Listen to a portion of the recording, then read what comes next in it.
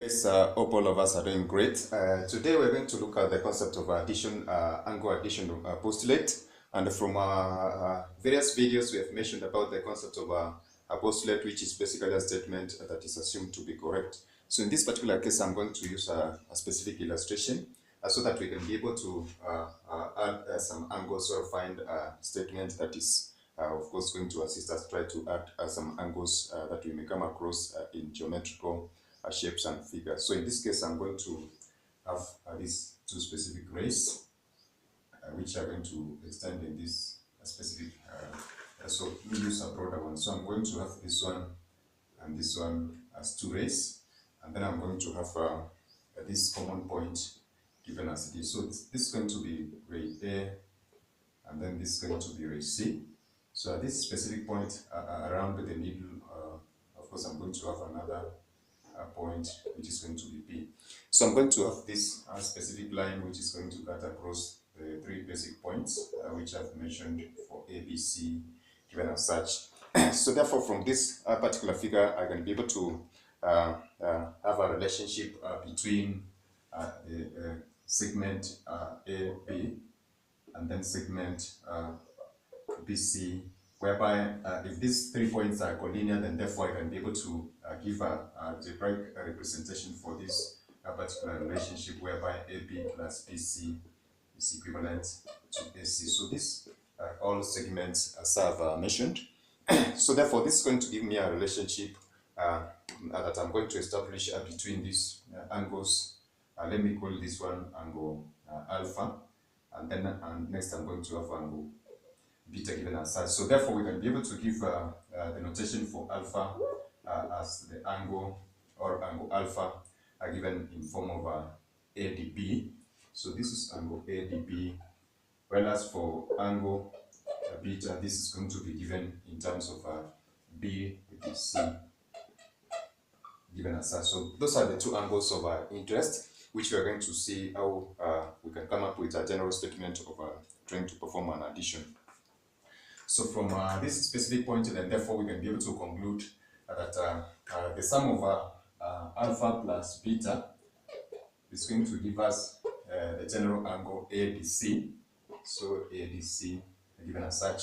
So we can be able to come up with perhaps an equation which is going to assist us represent the two angles. So suppose we had alpha.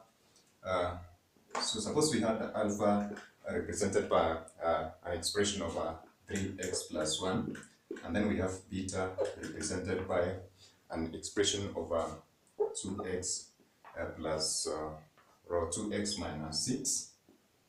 Then we can be able to perform an addition and find the total angle. So suppose angle ADC is equivalent to 70 degrees, then we can be able to have a general expression for that, which is 3x plus 1 and then plus 2x minus 6 is equivalent to 70 degrees. So we have come up with a general equation that is going to represent the two angles for alpha and beta, and therefore we are going to do an evaluation and see what is the value of this specific unknown that we're working towards. So for us, the like terms are going to give us 5x minus 5. So this is plus 6 minus 6 is going to be minus 5.